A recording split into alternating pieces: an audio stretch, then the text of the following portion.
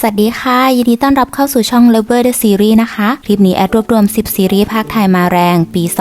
2025 มารีวิวให้ทุกคนได้รับชมกันค่ะซึ่งแต่ละเรื่องที่แอดรวบรวมมาในวันนี้ก็กระแสตอบรับดีมากๆเลยส่วนจะมีเรื่องไหนน่าดูกันบ้างนั้นก่อนจะไปติดตามรับชมก็อย่าลืมกดติดตามเพื่อเป็นกำลังใจให้แอดด้วยนะถ้าพร้อมแล้วจะมีเรื่องไหนน่าดูกันบ้างนั้นไปรับชมกันค่ะ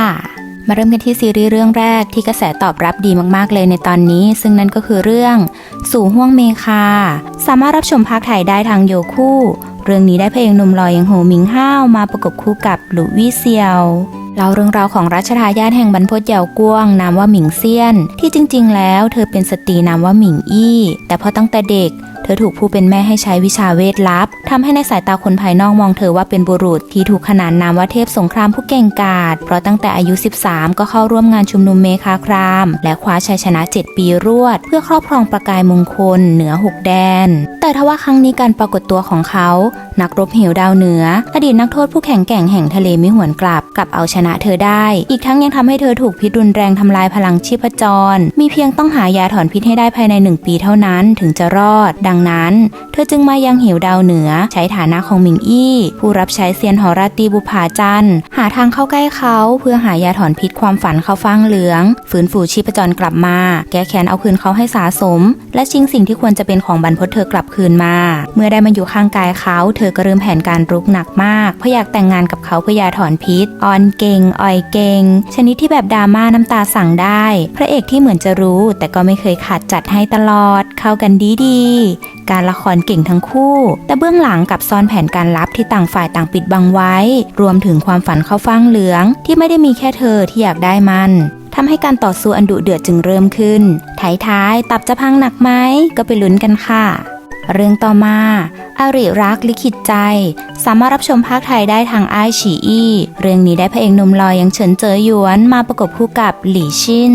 ซึ่งซีรีส์เรื่องนี้นะคะก็ได้บอกเล่าถึงเรื่องราวของการแย่งชิงอำนาจที่ดุเดือดทั้งในทั้งนอกและระหว่างแคว้นต่างคนต่างซ้อนแผนการต่างคนต่างมีอดีตที่เจ็บปวดต่างคนต่างมีความลับและอยากแก้แค้นจนยอมแลกได้ทุกอย่างเพื่อให้ได้มาในสิ่งที่ตัวเองต้องการอริกันช่ำเป็นความสัมพันธ์ที่จะอธิบายยังไงก่อนเล่าเรื่องราวของสงครามการต่อสู้อันดุเดือดในศึกผิงหลิงขณะที่คนของจินซิ่ววางแผนกับซูซาเพื่อจัดการเขาเทพแห่งสงครามองค์ชายใหญ่บุตรชายฮ่องเต้แห่งซูซาแต่ทว่าเธอ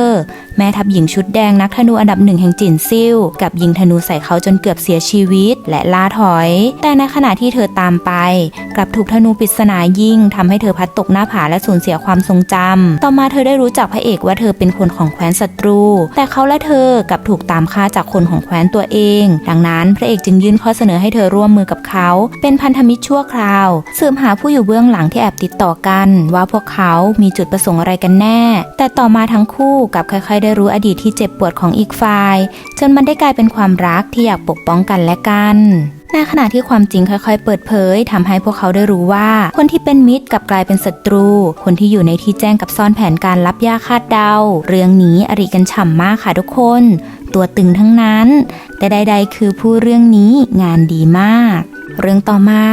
วาสนาของปลาเค็ม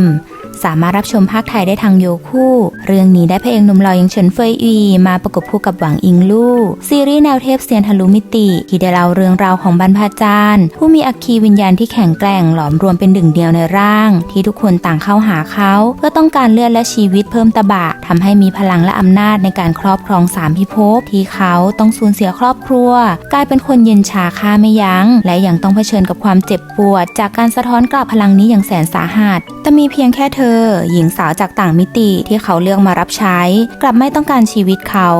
ความปรารถนาเดียวของเธอมีเพียงการกินอิ่มนอนหลับใช้ชีวิตให้ผ่านไปได้ในแต่ละวันแค่นั้นเองอีกทั้งในร่างกายของเธอยังมีพลังบางอย่างที่สามารถทำให้อัคคีวิญญาณในตัวเขาสงบลงได้ซึ่งโชคชะตาก็นำพาพวกเขาให้มารู้จักพึ่งพากันและกันจนมันได้ก่อเกิดเป็นความรักต่างขั้วที่ลงตัวสุดๆซึ่งบอสก็สามารถฆ่าทุกคนได้หากอยากฆ่าโดยไม่มีใครชนะได้แต่มีเพียงแค่เธอที่เขายอมแพ้โดยที่ไม่ต้องสู้เรื่องนี้พระเอกของเราเป็นนางเอกหนักมาก ากไม่ว่าจะเป็นความรักหรือแม้กระทั่งชีวิตเป็นเซฟโซนที่นางเอกคนเดียวที่สัมผัสความฟินนี้ได้จนคนดูทั้งหลายต่างอยากเป็นยายประเค็มที่สุดท้ายพวกเขาก็ต่อสู้เคียงบ่าเคียงไหล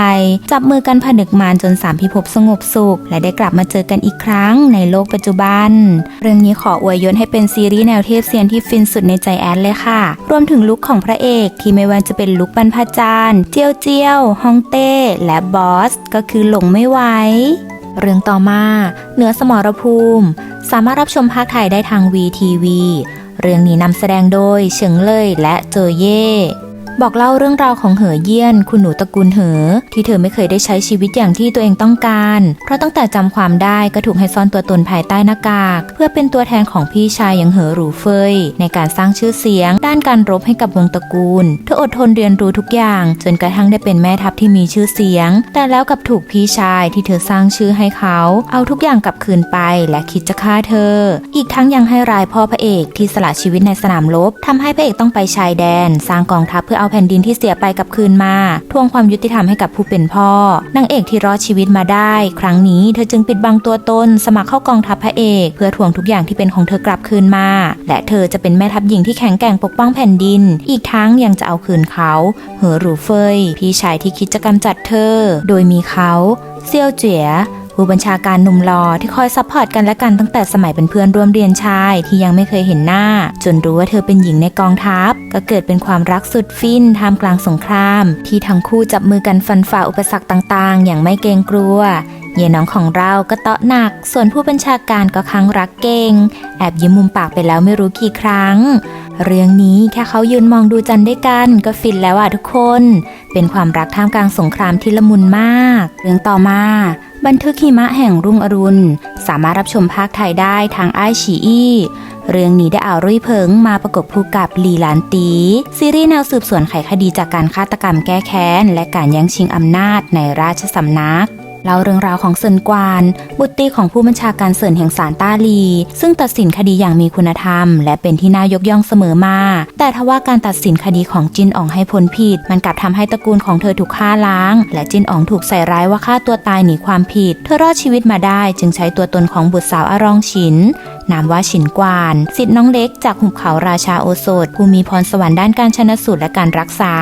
ฉายาหมอเทวดาน้อยเพื่อหาโอกาสกลับเข้าเมืองหลวงสืบหาความจริงเกี่ยวกับครอบครัวจนกระทั่งได้บังเอิญช่วยชีวิตย่าของเขาเยียนฉือคุณชายเจ็ดรัชทายาทผู้คุมกองทัพซัวซีที่เก่งกาจและน่ายำเกรงแห่งจวนอันหยางหูที่เขาเห็นความสามารถของเธอจากการรักษาและการชันสูตรศพไขคดีให้จวนเขาจึงย้ายเข้ารับตำแหน่งกรมอาญาและขอให้นางเป็นที่ปรึกษาเข้าเมืองหลวงเพื่อร่วมกันสืบคดีการตายของจิ้นอ๋องรวมถึงคดีฆ่าล้างตระกูลเซินแต่ในระหว่างนั้นพวกเขาก็ได้พบกับคดีฆาตกรรมหลายคดีที่เชื่อมโยงกับเรื่องราวเบื้องหลังของบัลลังก์จักรพรรดิที่มีความจริงบางอย่างซ่อนอยู่ให้พวกเขาได้ตรวจสอบซึ่งถึงแม้จะมีอันตรายมากมายแต่ทว่าพวกเขากลับจับมือกันแน่นกว่าเดิมเรื่องนี้น่าดูมากค่ะทุกคนเนื้อเรื่องเกี่ยวกับการสืบคดีจากศพที่มีการอธิบายรวมถึงภาพประกอบที่ทำให้คนดูเข้าใจง่ายรายละเอียดของคดีลำดับเหตุการณ์ต่างๆได้อย่างชัดเจนอีกทั้งยังให้ความสำคัญในการปฏิบัติต่อศพทุกศพด้วยความเคารพเท่าเทียมและยุติธรรมเป็นซีรีส์แนวสืบสวนของปีนี้ที่แอดให้เต็ม10ไม่หักเรื่องต่อมากะวันน้อยแรกรักสามารถรับชมภาคไทยได้ทาง Monomax เรื่องนี้ได้ทรงเว่ยหลงมาประกบคู่กับเป่าซ่างเอินบอกเล่าเรื่องราวของมิงทานคุณหนูสี่แห่งจวนจิงอันโหที่พ่อของเธอกุมอำนาจทางการทหารกองทัพอย่างซี่เพราะผิดหวังจากความรักเธอจึงได้ไปขอคู่ที่วัดศักดิ์สิทธิ์จนได้สมหวังกับเขาเจียงซุยติงเปยอ๋องแม่ทัพหนุ่มผู้เก่งกาจและหล่อเหลาที่เขาจำคำขอของเธอได้ทุกอย่างอีกทั้งยังตกหลุมรักเธอตั้งแต่แรกพบอีกต่างหากที่เพราะเขารู้ว่ามีผู้ไม่หวังดีอยากใช้การแต่งงานกับเธอและใช้อำนาจของตระกูลเธอหนุนหลังปิดบังเรื่องราวเกี่ยวกับการยักยอกเบี้ยหวัดทหารดังนั้นพระเอกที่มีอำนาจทหารอยู่ในมือและได้รับมอบหมายให้สืบเรื่องนี้อย่างลับๆจึงได้ขอพระราชทานสมรสกับนางเอกเพื่อรวมอำนาจทางทหารและปกป้องตระกูลของนางเอกจากผู้ไม่หวังดีที่เขาคือชายผู้มีคุณสมบัติตรงตามคำขอของเธอทุกประการจนเกิดเป็นเรื่องราวความรักสุดฟินที่ทำให้คนดูอินไปตามๆกันคู่นี้เขาหวานหนักมากค่ะทุกคนสายฟินต้องห้ามพลาดเรื่องต่อมาตำนานจั้งไห่สามารถรับชมภาคไทยได้ทางโยคูเรื่องนี้นำแสดงโดยเสี่ยวจ้านและจางจิ้งอี